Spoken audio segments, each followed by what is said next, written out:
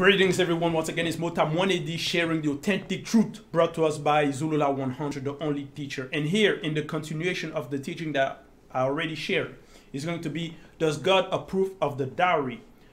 I am not for sale. So this is a continuation once again because we use the current classical day Bible to demonstrate that the dowry is an abomination. And here we shall use Bibèl, the book of the truth, the only authentic Bible without any errors or contradictions. So, is the dowry approved by the Creator? Question mark. We shall explain the origin of the dowry. So what is the dowry, first of all, for the people who don't know? Is when the man and the woman, they're getting married, and the man has to pay for the union, has to pay for the woman, has to pay to get engaged, has to pay the family of the woman money, cars, wealth, goods, many things, animals, to be able to have the wife. Or in other custom, in many other places is cattle, is land, and so on. Many drinks, food. And some people will claim that is very abundant, is too much.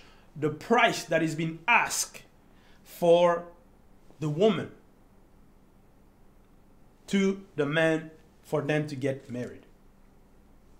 And others, because of that situation, because of the expense, because of the big expense that it is, wants to pay gradually.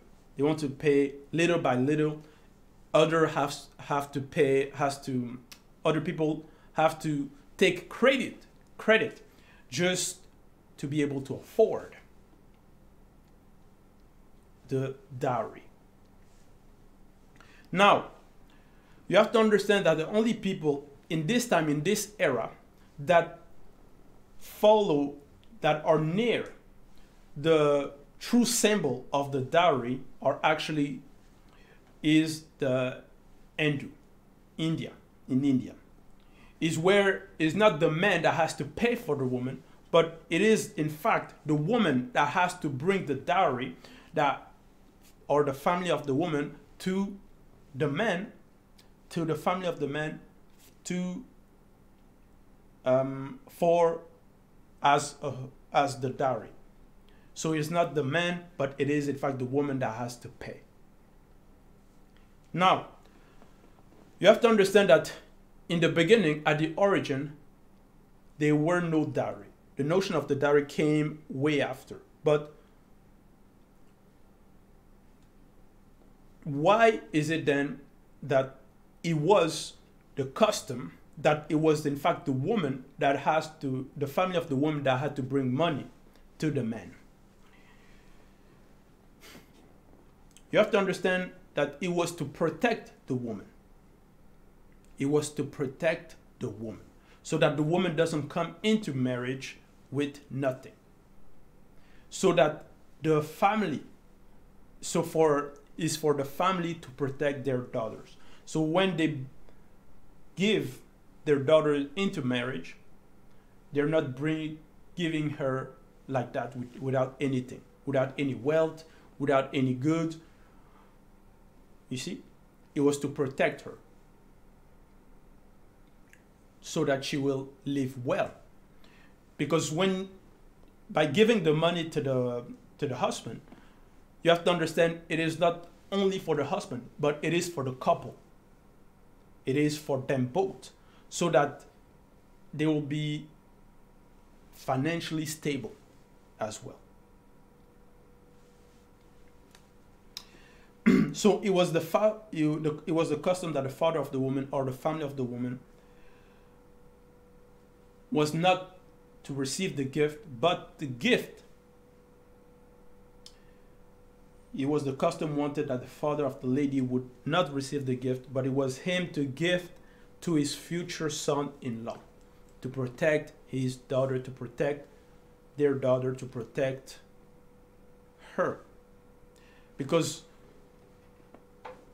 for example, if the man is uninitiated and then there's complication, meaning dispute and so on, then that means for the separation, the woman won't be left with nothing.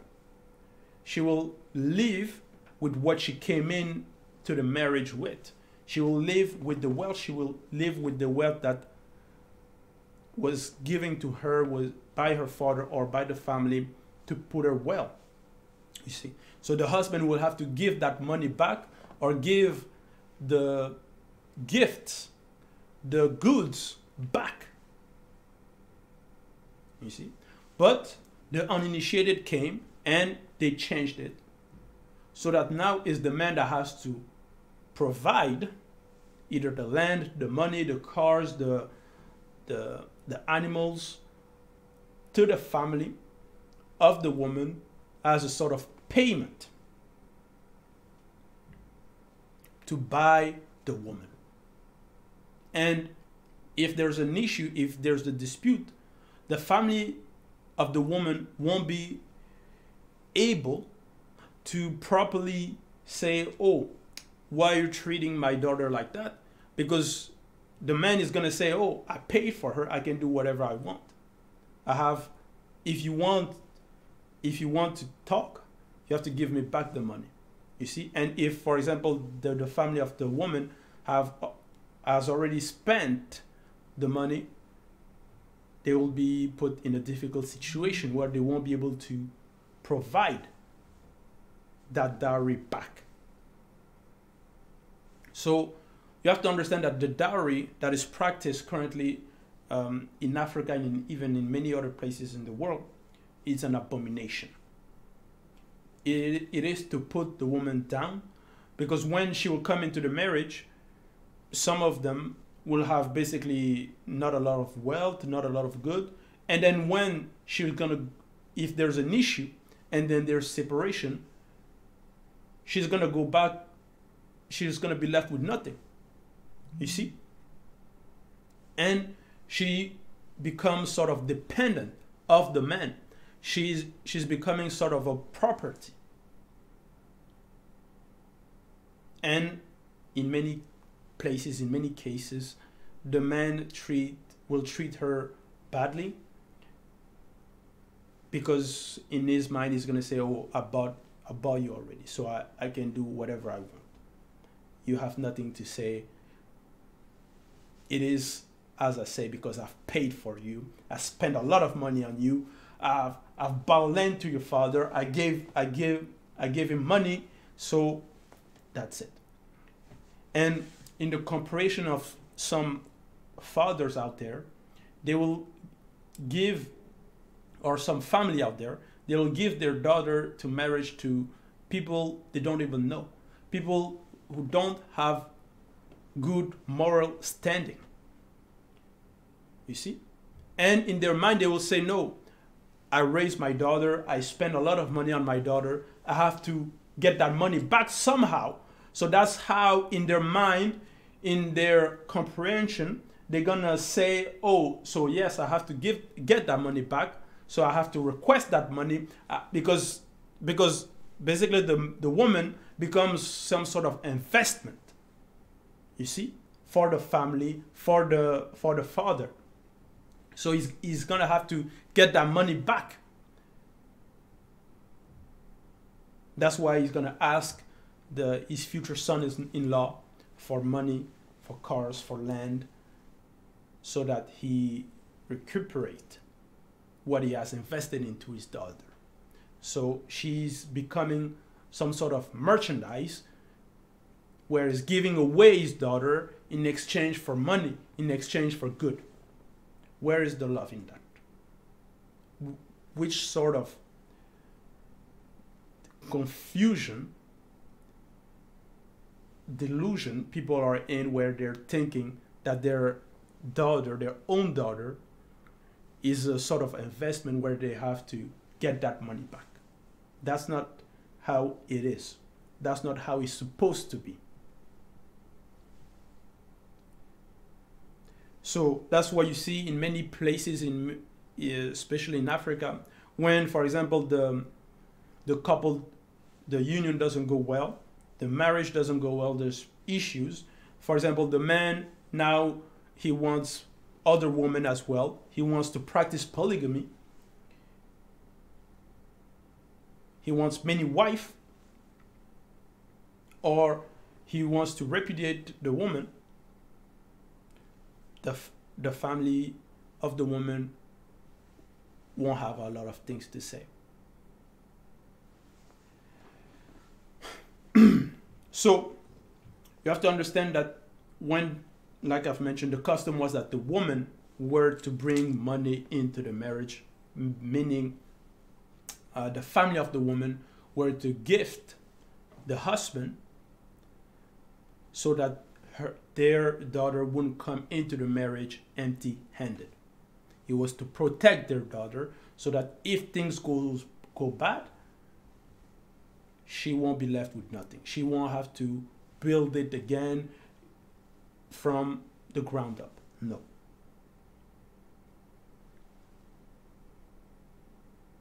And also, it was to put, by gifting, for example, money, things to the husband, to the man, it was also for the marriage, for the couple, for both of them, so that they are financially well.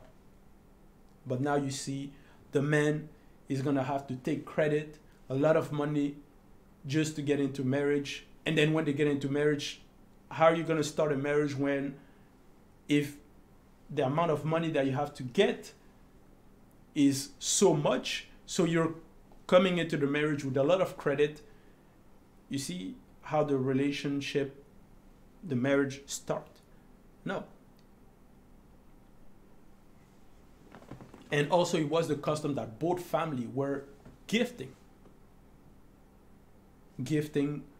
the couple so that they're well, so that their marriage start well. They're not in need of everything, basically. So, like I've mentioned, the uninitiated now, they changed it so that now it is about buying the woman. That's what it is, the dowry. Because if the man doesn't provide that money, he won't be given the woman. So that means it's an exchange. It's a transfer of funds for the woman. So she's becoming like a merchandise. It is to put the woman down, is to treat women like property. So the dowry is an abomination. The dowry is to buy someone. The initiated did not practice that. The dowry is buying people. In the time of the initiated, they did not practice that, but it was gift. They were gifting. So the uninitiated now, they will say, basically, the man is going to say, no, shut up. You belongs to me. You don't have anything to say.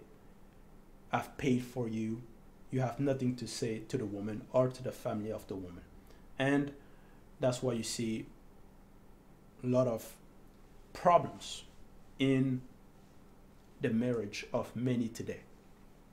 Now, we shall go in Bibèl, Origin, chapter 25, verse 6 to 7. Is regarding the marriage of Yololo and Gokanyaka, so Rebecca. So, when we go in Bibèl 25, verse 6, he says, Satan, the Mundima Bobe, evil spirit, inspired Sango, Sango's handman. So Sango is the one known as Abraham in current classical day Bible. And it was regarding the marriage of his son Yololo, so Isaac, and Rebecca, so Kokanyaka. And you're told here, well, before that I go in verse 6, he says, the handman accepted the mission given by Sango. So he accepted the mission given by Abraham, by Sango. And in verse 7 it says, Satan the Mundima Bobe, evil spirit in bracket, inspired Sango's handman, and this one took 10 of Sango's camel and took away all that he had that was best.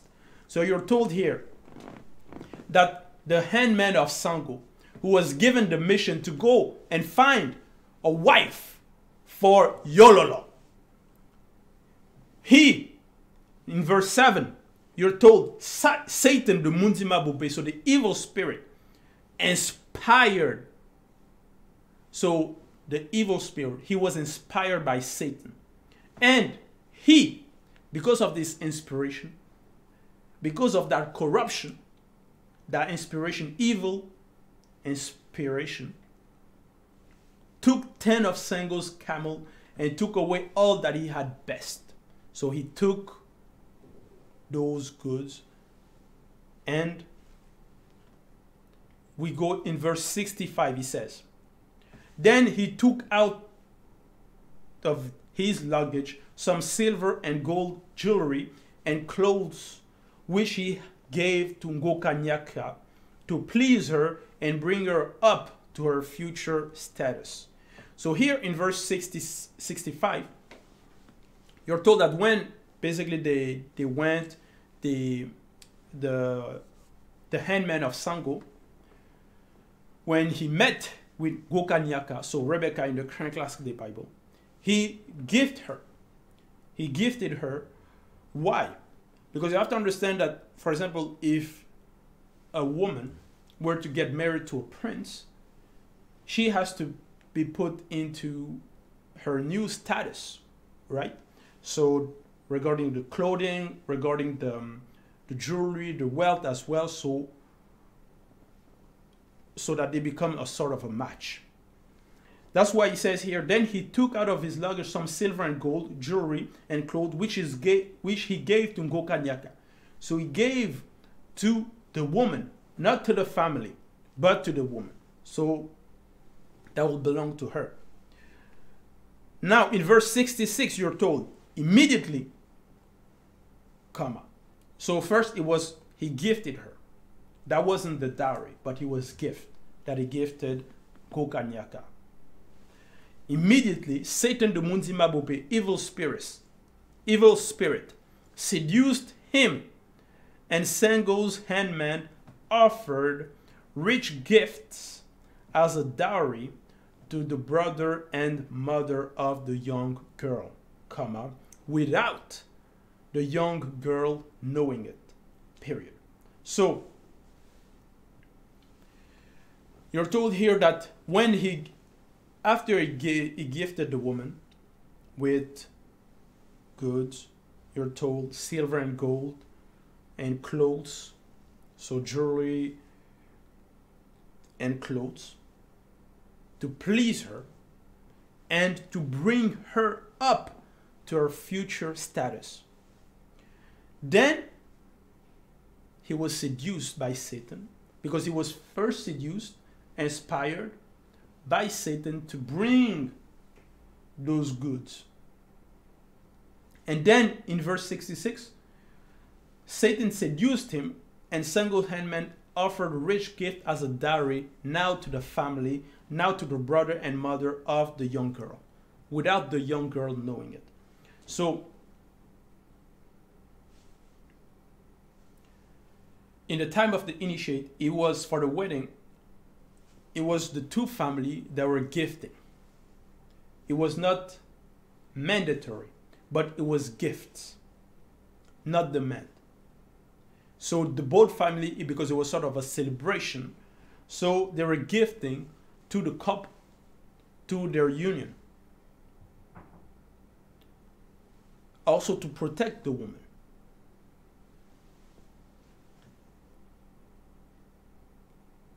So,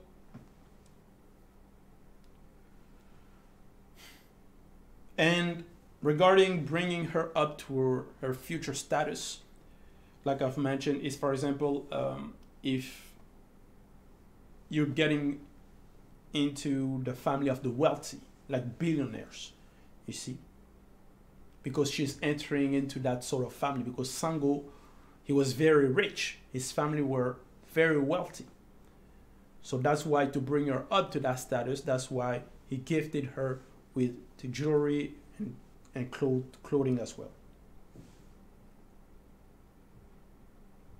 But today, you'll see someone who, for example, earn 80,000 francs CFA. Some women who are informed of what their future husband is making. She's gonna know that the family is requesting a large amount of money, and she's gonna push the husband, the future husband, to give that money to the family. You see, those are bad women. They will say, you can't even give my family money. You see? But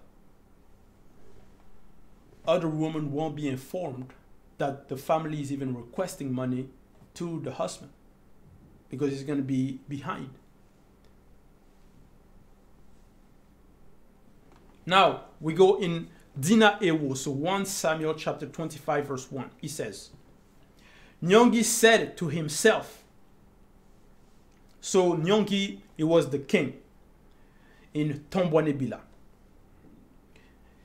Said to himself, I no longer want to get, well, is known in the current classical Bible as Seul.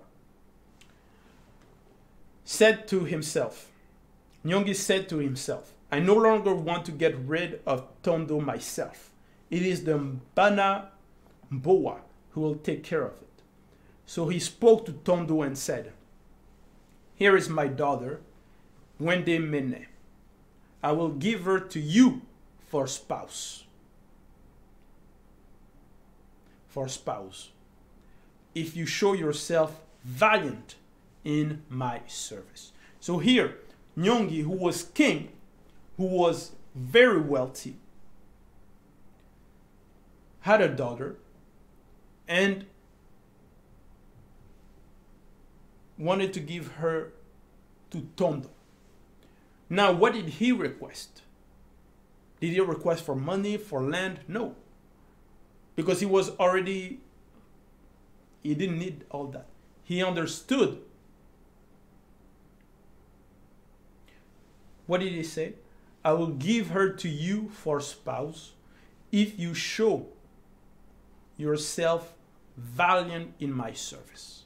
That's all he wanted. He wanted Tondo to be courageous, to be at his service well, valiant. You see, to be a good soldier. That is all.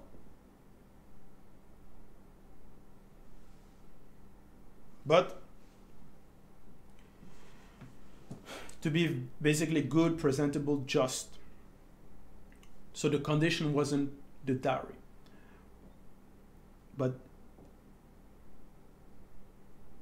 here, in the current time, in the current era, you'll see people who are not well, who claim that they raised the woman. If they just give her away like that without nothing, it's like they're giving it away. It's like they're losing something. So that's how they think. That's how they say the man has to give something back. So you see here, Nyongi understood the value of the initiated, because he knew that Tondo was initiated, had a value.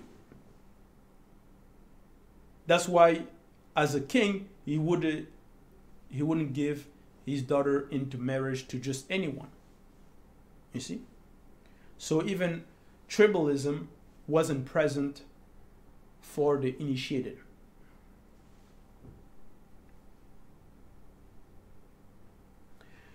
When we go now in 1 Samuel 25 verse 2, Majesty answered Tondo, who am I? Question mark. My father's family and my clan are of little importance in Tombouanébila. So his clan, his family, his tribe was, you're told here, my family and my clan are of little importance. You see? And Nyongi knew that, but he didn't look at that. So the tribalism wasn't present.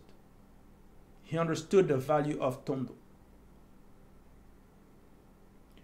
You are the king, comma, how could I become the king's son-in-law? Question mark. But we know that the family of Tondo wasn't poor. But the Nyongi, the King Nyongi family, were much richer, wealthier, because he was king. So that's what he says. He says here, how could I become the king's son-in-law? Now, you have to understand that here, Tondo, who is known in the current class of the Bible as David, spoke like an uninitiated. Because he was someone of value. He was initiated. And Nyongi understood that. He saw that. He saw the spiritual. Even Nyongi was in the class of the prophet at the moment. At a moment. That's why he preferred Tondo as son-in-law, because he knew his value.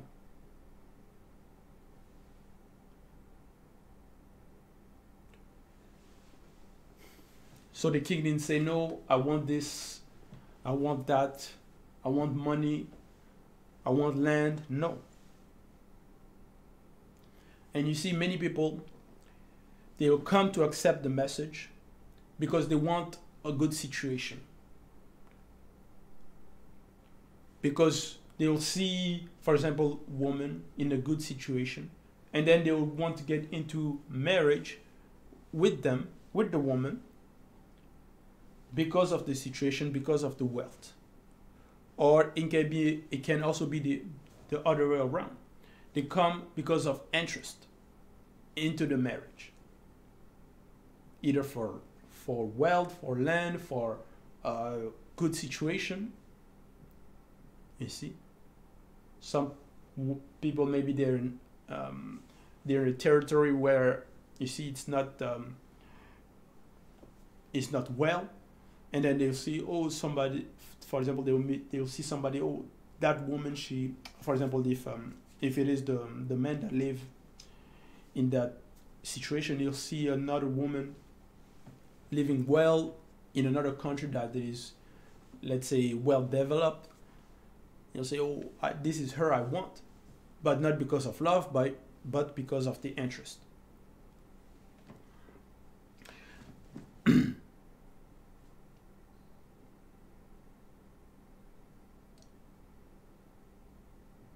So you have to understand that also some kings, it was to solidify, for example, two kingdoms, that they were marrying their daughter to another prince or with a warrior, a powerful one. There also used to be competitions to see who is more strong. And it was the winner that would get the woman. Now, in verse 3, you're told in Dina Ewo 1 Samuel chapter 25, verse 3, you will become so, answered Nyongi, because Wenden Mene was in love with Tondo. Verse 4, Nyongi gave his daughter Wenden Mene in marriage to Tondo. You see? So he didn't ask for money, he didn't ask for wealth. Now, we go in Sangwa Buam, Tobit, chapter 13, verse 1 to 4. He says, Ebaka asked his wife to bake many breads period. He went and chose 2 oxen and 4 rams from his herd, comma, and he prepared the meat, period. Thus began the preparation for the feast. So this is regarding the feast, for the basically the wedding feast. And in verse 2 you're told, Epaka called Nyengene and said, I invite you not to leave from here for a few days, period. Verse 3, you shall stay with me to eat and drink. You will bring joy to my daughter, comma, she who has had so many misfortunes. Verse 4, after that, you can have, comma, you can have half of what I have, in bracket, to be free from need for the well-being of Wonje. So Wonje was the woman who was basically the daughter of Epaka. So he says, you can have half of what I have, be freed from need for the well-being of Wonji, and you will return in good condition to your father. Verse 5, the other half of my goods will return to you, individual self-sufficiency, when we will have left the visible, my wife and I. Have faith, my child. You have in me a father, and in Pena a mother. We are attached to you as to your wife, now and forever. Have faith, my child. So,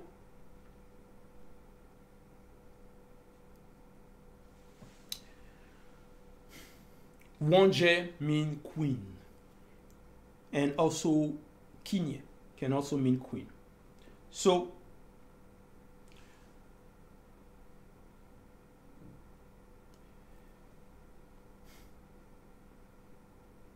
here,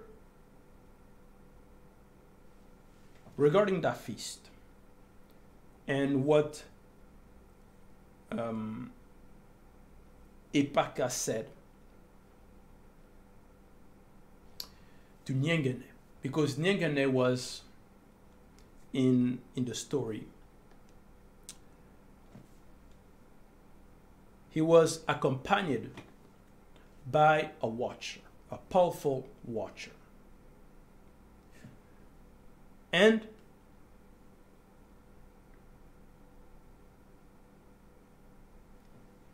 the father of Wonje give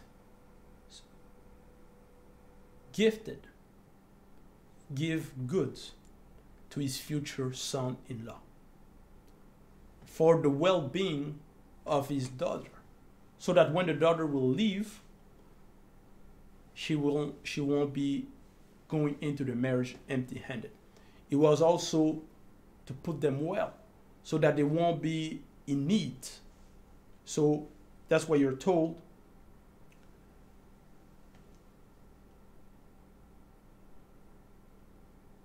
In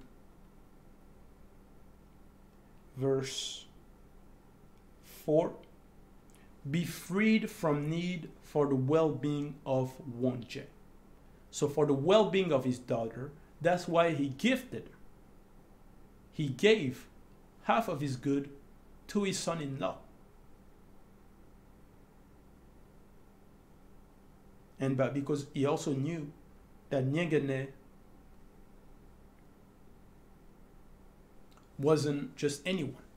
He wouldn't take the money only for himself or spend it on things that of basically just waste the money. No.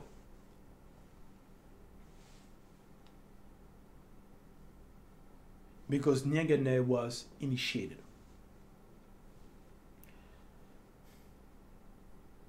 So he also didn't want, for example, his daughter to be a maid. No. So that's why she's going into the marriage well, in good condition, and in a good financial situation.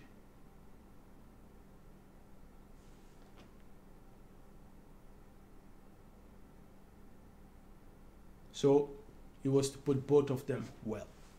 Now we go in Kundumane Mula, so still in Bibèl, chapter 9, verse 19. This is regarding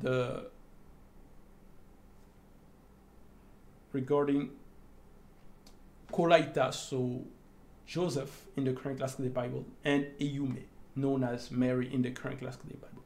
He says in Kundumane Mula, chapter 9, verse 19. The next morning, Kolaita told the story to his father and his mother, and he said to them, I saw Eyume near the ancient river yesterday afternoon. She and I talked and came to an agreement, period. I would like that you go to her parents to ask her in marriage for me, period. Because that was the custom. It wasn't the man that would go himself to the family to ask for the woman in marriage. No, it was respect. It was the family of the man that would go on behalf of their son to ask for the woman in marriage.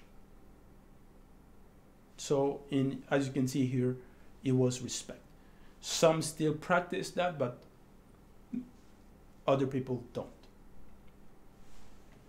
And you're told that they came into an agreement because they first talked, they spoke, and so on. And he says, I would like that you go to her parents and ask her in marriage for me. Verse 20. 3 days after the parents of Kolaita had asked Eyume in marriage to her parents on behalf of their son Kolaita, Kolaita therefore went down to Eyume accompanied by his parent. Verse 21. 40 days later, Kolaita and Eyume and their respective families gave a great feast in honor of their engagement. So they were getting engaged and they gave a feast. And you're told in verse 22, neither of the two families gave any dowry at any time. In bracket, dibalatete, marriage without dowry. So the marriage without dowry is dibalatete. And tete is loba, is the father. So you have to understand is the marriage according to the father. That's how you have to understand dibalatete. So the marriage according to the father, according to loba. So the marriage according to the verb of loba is a marriage without dowry. And you see many people, even in Douala, they won't even understand. They won't even know the meaning of dibalatete. They won't even know that the marriage, the true marriage, is the marriage without dowry.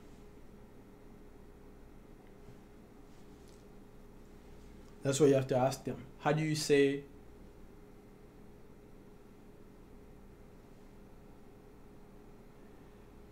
the marriage without dowry? The marriage according to loba, according to tete. Dibalatete, marriage without dowry. So,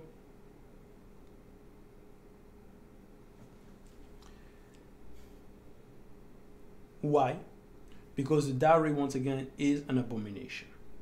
So the marriage is diba and dibalatete, so the marriage of the father, according to the father, the marriage approved by the Creator, according to the Father. So those who practice the dowry, that custom, are sorcerers, which they're buying and selling people.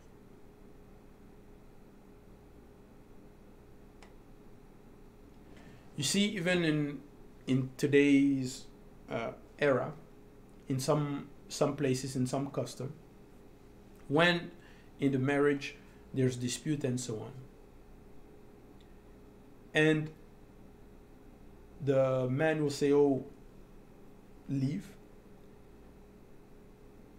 He'll send her back to her family. So the woman, for example, will leave, go back to the family, to her family. And the family will come back with their daughter and say, to try to fix the situation. So both family will be there to discuss, to try to arrange the situation. So that was once again regarding the dowry. The dowry is an abomination. Is inspired by Satan. Is buying people. Is basically slavery. Because that's what they used to do. They used to buy women, buy men, selling people. And that's why you're taking part